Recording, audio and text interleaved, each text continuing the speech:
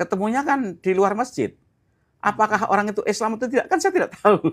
Karena yang dilakukan itu hanya permukaan sebenarnya. Yang kan? saya ketahui permukaannya saja. Permukaannya, oke. Dan saya nggak pernah ngecek KTP-nya. Iya. Kalau toh KTP-nya KTP Islam, juga permukaan dong. saya juga nggak ngecek sholatnya. Iya. Dan kata syahadat tuh kan gini ya. La ilaha illallah. Tidak ada ilah kecuali Allah. Itu bisa diucapkan tidak sampai 1 menit. Asyhadu alla ilaha illallah. Tapi bagi saya itu pergulatan perjuangan seumur hidup. Mengapa?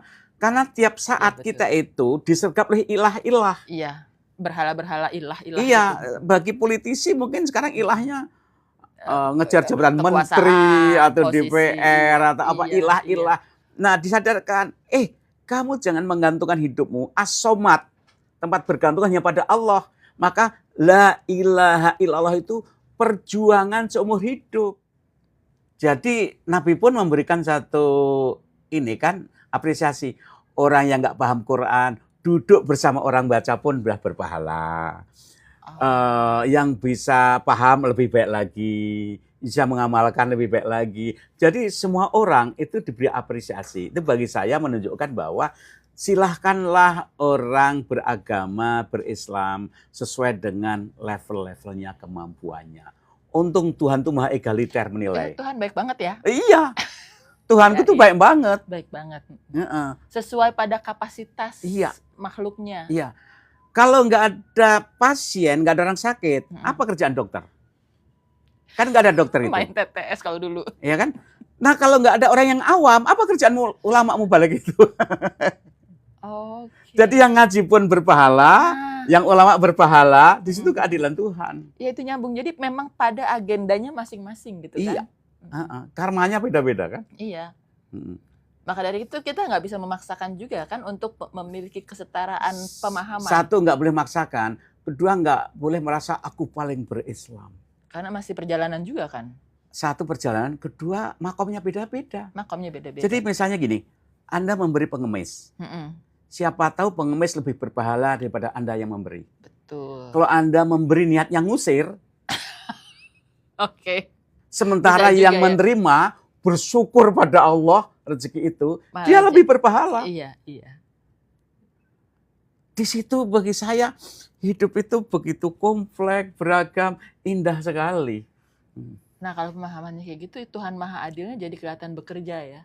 Karena saya tuh dari kecil ya, Mas, saya punya pertanyaan, kenapa orang bisa ada yang lahir di keluarga kaya, ada yang lahir di keluarga miskin, ada yang lahirnya cacat, ada yang lahirnya cantik banget.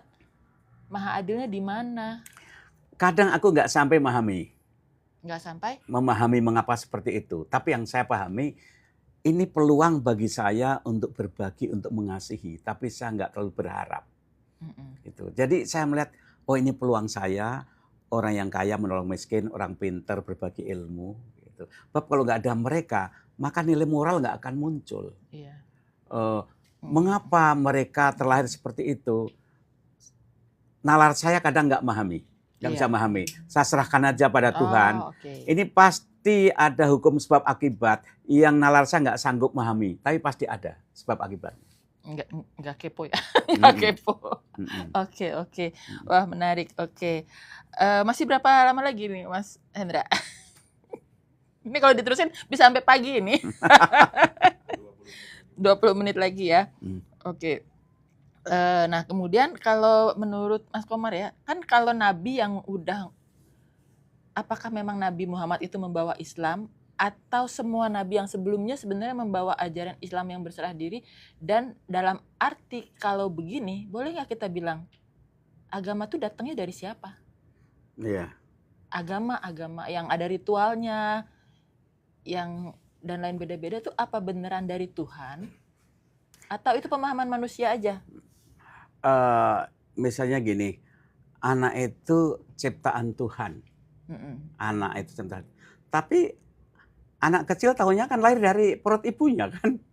Iya. Artinya apa ya kan? Iya. Aslinya dari Tuhan, tapi kehadirannya melewati sebuah hukum kaidah-kaidah yang diciptakan Tuhan. Gitu. Begitupun Islam itu semua dari Allah, tapi kan lewat ada jalannya, perantaranya. Dan ketika sampai pada saya, perantaranya kan dari guru, dari buku, dari apa. Pertanyaan saya, apakah saya lebih berislam dari sahabat Nabi? Ya kan nggak bisa menilai. Walaupun saya bukan orang Arab, tidak hidup semasa Nabi, apakah sahabat Nabi itu kualitasnya lebih Islam dibanding guru-guru saya? Kan tidak tahu juga. Mengapa? Karena ketika saya memahami Islam, itu kan juga lewat perantara-perantara. Dan apakah semua sahabat Nabi juga menerima, memahami? Saya rasa enggak juga. Orang-orang Arab yang tidak belajar sastra Arab, ilmu, buka Quran juga enggak paham kok. Quran mushafnya. Isinya. Misalnya gini, ada anak kecil nyanyi Indonesia Raya. Lalu ada sejarawan, pejuang 45 nyanyi Indonesia Raya. Oke. Bergetar yang pejuang itu. Betul. Ya, karena dia paham konteksnya. Paham. Yang anak kecil hambar kan. Nah, jangan-jangan banyak juga sahabat yang hidup sezaman hambar kalau nggak memahami. Bisa jadi ya. Bisa jadi kan kita nggak tahu. Tapi berarti benernya tadi gimana mengenai agama? Gini, semesta ini juga Islam. Ada ayat-ayat Tuhan, ayat kauniyah. Sejarah itu juga ayat tarikhiyah. Mengapa Al-Quran menyuruh kita belajar sejarah? Karena dalam sejarah itu ada hukum-hukum Tuhan yang berlaku. Quran mengatakan seperti itu. Ada ayat-ayat istimaiyah, ayat sosial. Mengapa kita belajar ilmu sosial, sosiologi, yang namanya logi itu kan kaidah ilmu kan? Itu kan ayat-ayat Tuhan. Ada psikologi. Wa fi anfusikum, dalam dirimu juga ayat-ayat Tuhan. Artinya apa? Ada orang yang merasa berislam ilmunya lewat teks, kitabiah. Ada yang dia berislam ilmunya dari mempelajari semesta. Iya. Ada yang mendapatkan pencerahan keislaman, mempelajari tubuh, struktur tubuhnya. Kan banyak. Iya. Makanya saya sih menghargai. Oke. Siapa saja. Ayat-ayat Tuhan itu macam-macam terhampar. Saya hargai masing-masing. Iya. Berarti mungkin itu sebenarnya jalan atau jembatan untuk menuju ke Islam yang dalam makna berserah diri tadi itu. Iya. Yang mana artinya semua sebenarnya nggak dicari perbedaannya gitu kan. Itu jalannya ya bisa melalui. Banyak. Iya. Quran mengatakan subul itu banyak jalan. Sabil kemudian Tuhan akan memberikan jalan bagi siapa yang dikehendaki. Subul itu plural. Artinya banyak jalan pada menuju Tuhan itu banyak jalannya. Banyak jalan menuju Bahkan Tuhan. Ada syari, ada torik, ada subul, ada sabil, beda-beda. Jadi jalan menuju Tuhan itu banyak ragam dan itu beda-beda. Oleh karena itu ya bagi saya akhirnya yang mengetuk pintu Tuhan itu kan rohaninya, nurnya dalam diri kita.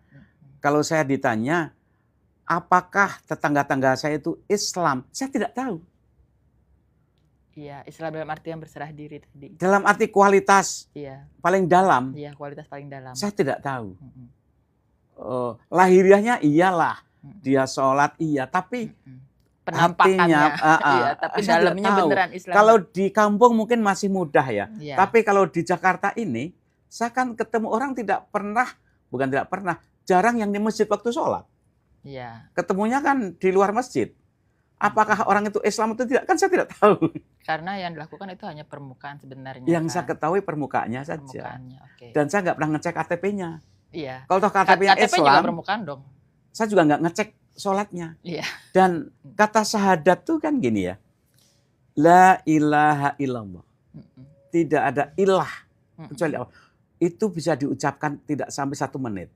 Asyhadu alla ilaha illallah. Tapi bagi saya itu pergulatan perjuangan seumur hidup. Mengapa? Karena tiap saat kita itu disergap oleh ilah-ilah. Iya. Berhala-berhala ilah-ilah. Iya, bagi politisi mungkin sekarang ilahnya ngejar jabatan menteri atau posisi, DPR atau apa ilah-ilah. Nah, disadarkan, kamu jangan menggantungkan hidupmu as-somad, tempat bergantung hanya pada Allah. Maka la ilaha illallah itu perjuangan seumur hidup.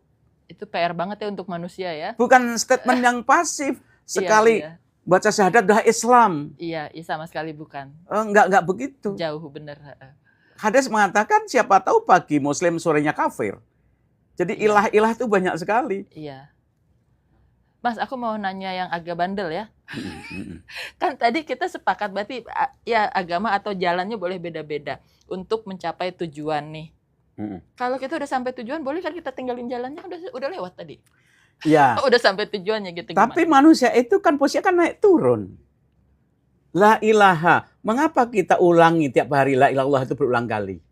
Karena mungkin sudah sampai pada Allah, nanti diseret oleh ilah lagi. Oh, iya, ups and down Iya ya. kan? Kita kayak Udah merasa pendulum. naik, ditarik oleh ilah lagi. Maka kita la ilaha illallah lagi. Berarti agama jadi kayak charger juga ya? Iya.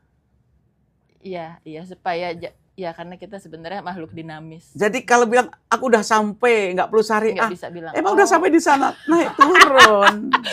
Udah girang aja ya kita selesai lepas dari syariah. Tidak. Tapi bisa terjebak sama ilah lagi di situ. Iya. Jadi tetap perlu di recharge. Iya, iya. Charge-nya kayak HP. Maka konsep ilah dan Allah itu berkembang. Iya.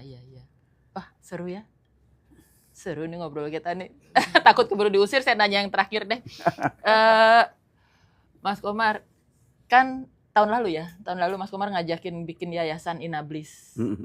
Indonesia Bliss Initiative bareng sama Kang Yudi Latif.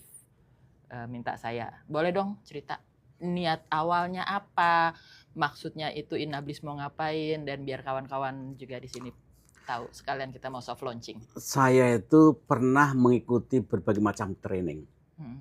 Motivasi.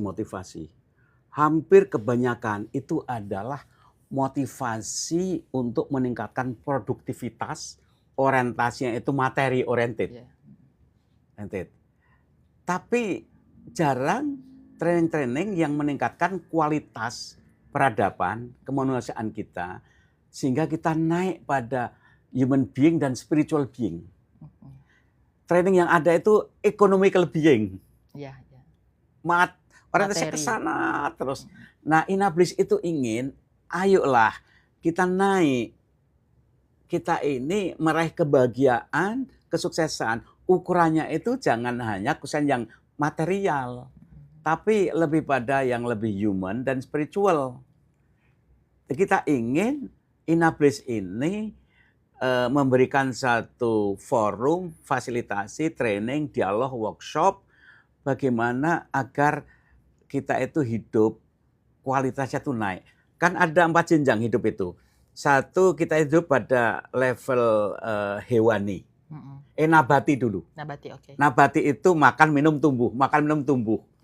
Pada usia tertentu, nabati kita sudah turun kayak tinggi, itu umur 22 sudah habis. Kemudian tangan, kaki, rambut, layaknya tumbuh-tumbuhan, sudah anti klimaks. Naik lagi hewani.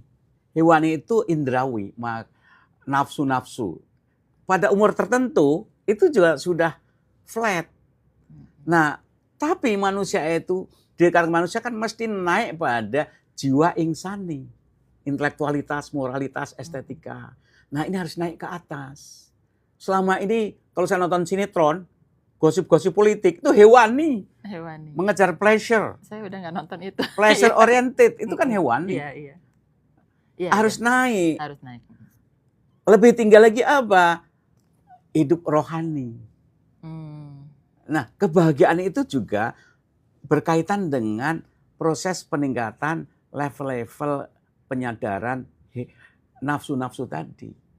Jadi Inablis ingin mengajak, ayo bahwa kita didapatkan human being itu ketika martabat kita, kualitas kita, itu kita isi dengan kapasitas insani kita. Dengan penalaran, dengan moralitas. Kemudian naik lagi spiritual happiness. Jadi ada moral happiness, ada spiritual happiness, ada intellectual happiness. Selama ini kita lebih banyak pada physical happiness. Ya, itu sebenarnya keriaan aja ya, kayak hura-hura gitu ya. Pleasure. Pleasure. Hidup manusia itu didorong oleh 2 hal. Avoiding the pain, menghindari rasa sakit. looking for the pleasure. Looking for the pleasure. Oke. Itu insting hewani. Iya. Kalau manusia yang masih begitu itu berhenti sampai levelnya hewani, Iya. belum masuk ke insani, Heeh. apalagi ke rohani. Iya. Kira-kira itu. Oke, thank you banget Mas Komar, Mas Hendra, saya kembalikan. Matur suwun Terima sangat, kasih. Prof. Kamarudin, Mamela, mudah-mudahan bermanfaat buat Amin, teman-teman amin. semuanya. Jangan bosan-bosan, Prof ya. Kalau Udah, kita dengan kita senang lihat hati. ya. Oke. Nah, ini bukunya mau sekalian pas soft launchingnya Oke, Inablis teman-teman mau ada yang diskusi. mau beli bukunya silakan nanti kontak Oh, kita ya, kontak admin ya. Banyak sekali buku Profesor Kamarudin Hidayat yang keren-keren untuk membersamai kita untuk tumbuh menjadi lebih baik gitu ya. Thank you ya, Prof. Makasih. Makasih, Prof. Nah.